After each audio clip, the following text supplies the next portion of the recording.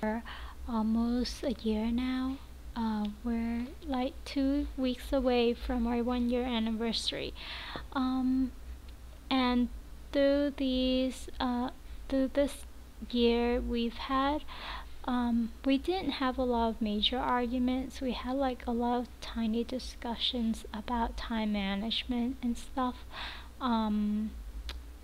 Just little things that we get on each other's nerves that we need to change, but we've never really had a big argument until the 2nd of August this year, 2014. And I won't go over the details because the detail isn't that important when looking at it right now, because what's more important and the focus of what I want to share today is what God did through it. And it's pretty amazing. But through the days that led up to the argument, I was reading my Sacred Marriage book that was given to me by a pastor, and it's been talking about how there will be conflicts in the marriage, but we shouldn't fall away, we should fall forward and fall towards each other.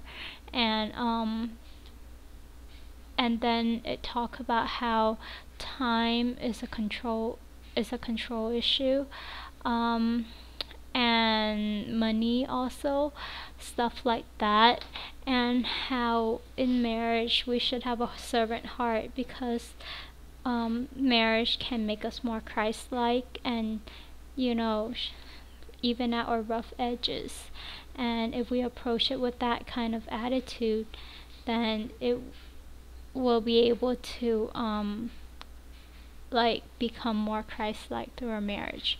But basically, I've been reading all of that, and I've also read advice on how to approach discussion in marriage. You shouldn't attack the other person, and you should just focus on the solution, because marriage is a collaboration. And if you focus on the problem, you'll only be able to see the problem. But if you focus on the solution, and listen to each other, then you'll work through your problem.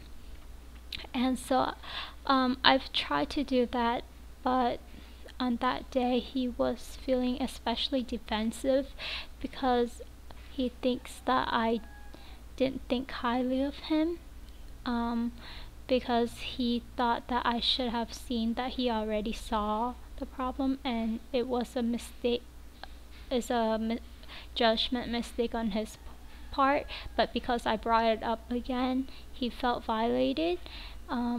So then he got really defensive and he attacked me, verbally,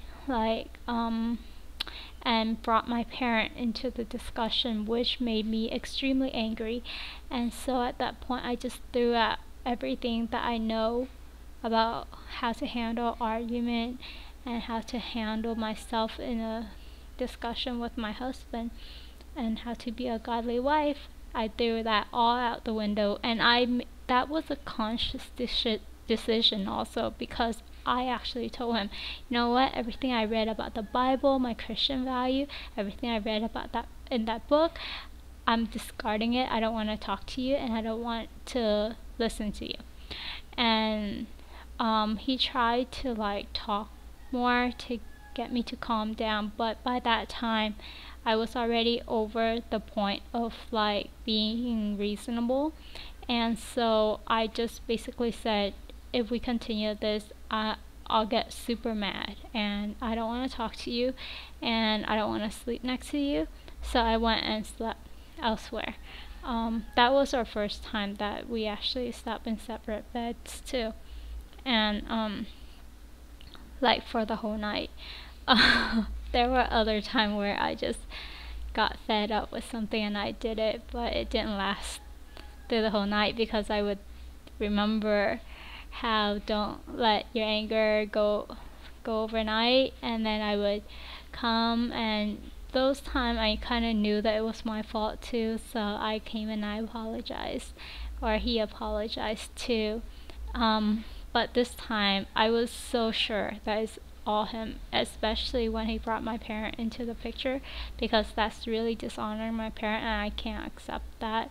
Even if they're wrong, like, I feel like as a child you need to, like, not use that in your argument with each other and leave each other parent out of it, you know. And once that happened, it was just like, no way I'm talking to you. So so then after that we slept like that, and none of us had like a good night's sleep. We were both tired the next day. And in the morning he tried to get me to go to church, but in my mind I'm like, you know, I'm already sinning, and even if I go to church, I wouldn't be offering up any good worship or anything good to God, and I'm sinning while I'm doing that, so I don't want to go to church. And I just refused to go, so he went alone. And so I went out to the computer, and I have my daily devotional sent to me via email, and I looked at it, and this is what I saw. And it took a while to find this, because I deleted it from my inbox, but good thing they have an archive. I just need to change the date in the URL, and here it is. So that Sunday morning I read this, and like, I've never read this passage with this translation before. So if you become angry, do not let your anger lead you into sin, and do not stay angry all day. And so when I read that, I'm like, that's weird, because I read like, don't let the sun go down while you're angry. This is what I usually read, right? The NIV version. But on this particular day, the translation was this, and this came in my inbox. And even though it's phrased differently, it has the same meaning, but it's so applicable to me at that time, because I was going to stay angry all day. Like, I didn't want to forgive him. Like, I didn't want to reconcile or anything. But God, it seemed like God just knew where I'm at, and know my emotion, and know my emotional state, and he just put this in my inbox, like, for me. And so I was really convicted when I read that, but I'm like, well, so what? And then I read the next sentence, like, don't give the devil a chance. Like, usually it's in your anger do not sin. But when I read this before, it didn't have that much of an impact. On that day, like, right when it seemed like God was speaking to me, it's like, don't stay angry all day. And then he followed it up, if you're gonna stay angry, you're giving the devil a chance to take a foothold in your like, life. So, like, that really hit me hard. And at that point, like, stuff that I read from the Sacred Marriage book, all of that came back to me, and I just sat there, and basically I felt like I had to make a decision. I had to willingly sin again, like I did the night before, throwing everything I know out the window, ignoring whatever I read and whatever I know, or to say, God, I'm gonna humble myself, and because you've forgiven me, I will forgive him. And then, but I knew that that was a decision I had to make at that point, but I still didn't want to make it. but I still went on to read. And then I read this, and then I read this, and do not make God's Holy Spirit sad. And for the Spirit of God is God's mark ownership on you. Get rid of all bitterness, passion, and anger. No more hateful things of any sort. Instead, be kind, tender-hearted, and forgive one another, as God has forgiven you. So when I read that, it was like God saying in a loving voice, you know what? I forgave you. It's your turn to forgive, because what he did is not that bad that you would ruin your marriage over. So then I felt like, you know what, God, you've given me so much more, and you gave me a marriage that is great, and there are little things we do here and there that make each other mad, but my marriage is still really good, and I don't want to ruin it. I don't want to cause any kind of long-lasting problem in my marriage, and I don't want to ruin this marriage that you've given me, this person that I'm supposed to honor and love for my life, right? And and he, we all sin, and we do disappoint, or we do make each other angry, but forgiveness is a virtue that you want us to have, and we've done much worse things to you and your son Jesus, right? So when I thought about that, I just felt like, you know what, I just have to swallow my pride and just be humbled and listen to God. And so I decided there that I will listen to him, but that experience is just so amazingly vivid in my mind, and I felt for real like God was there. I felt just through his word, this is why people say that the word of God is the living word. And I've experienced this a few times before when I was a new Christian, but not in this way. I would have a question, and then I would listen to the radio, and the question would get answered, stuff like that. But it's not as powerful as this experience. So it was a really, it's an experience that I don't want to forget, and that's why I'm sharing this, and what I learned through this. As well, I just also want to read some of the stuff that I learned from the book as part of what I was reading previous to this incident. Oh yeah, I didn't describe what happened after. So after I decided, I actually texted my husband and I said, I forgive you just cause God wanted me to, or God told me to. And that's what I texted him, and I felt like I still didn't want to do it, but I had to do it so that I don't back out of it, you know. And then I sat there. I didn't really want to go to church, and I didn't want to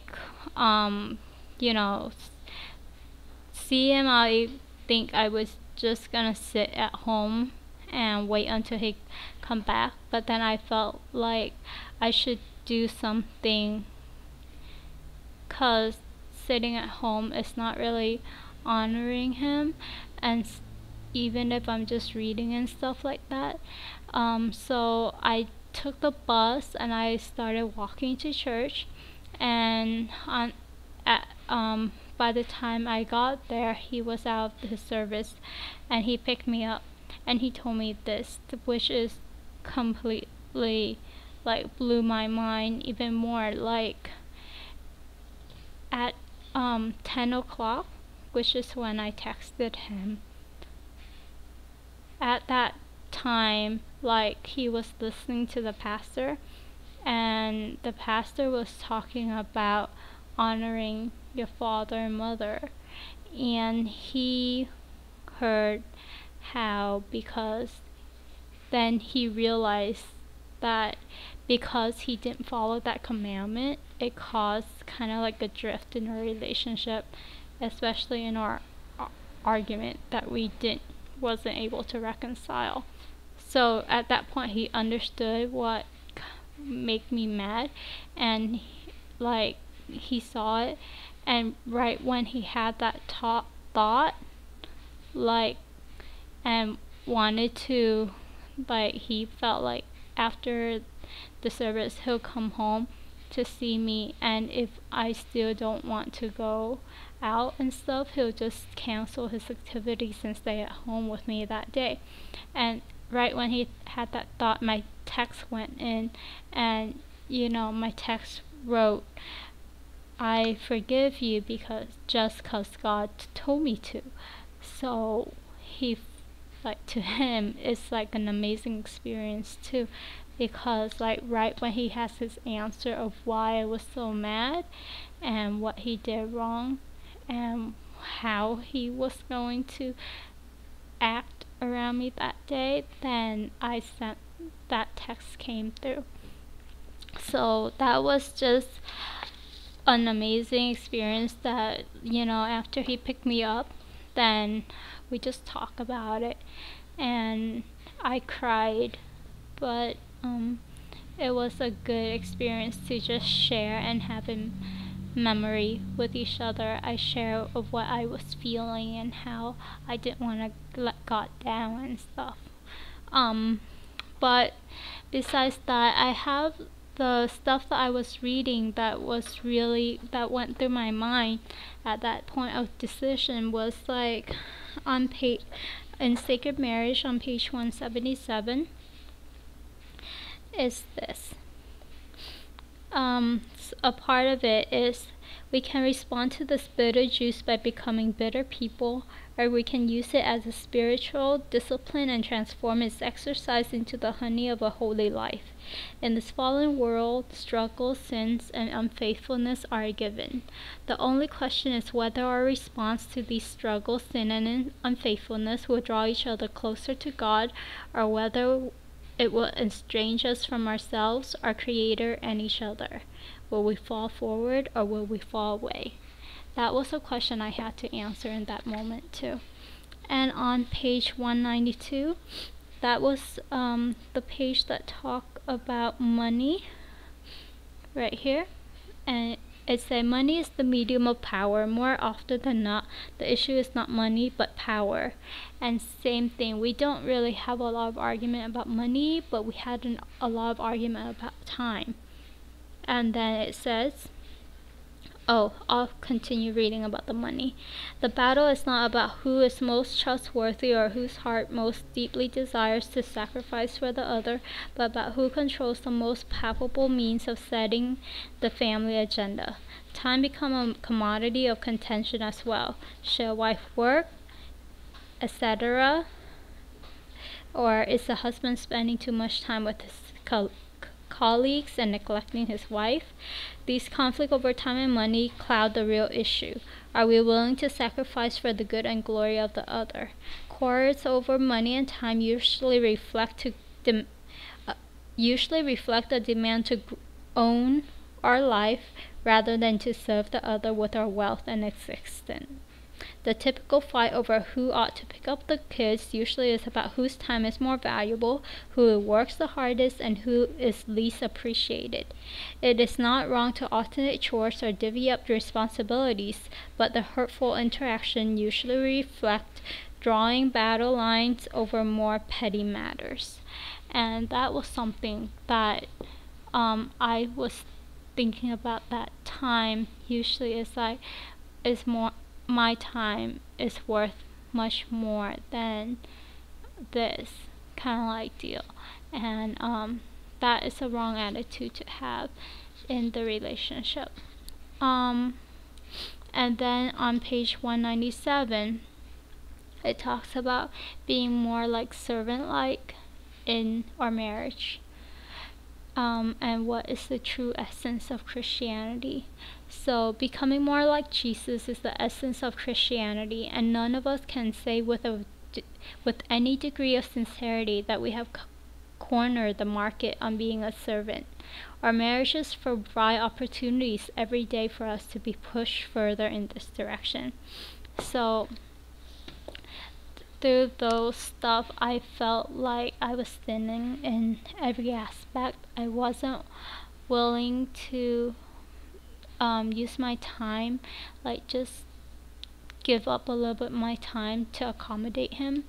I wasn't being a servant, and I wanted to fall away from him and from God in time of argument rather than falling towards God, towards him, and being more servant-like in my action and behavior.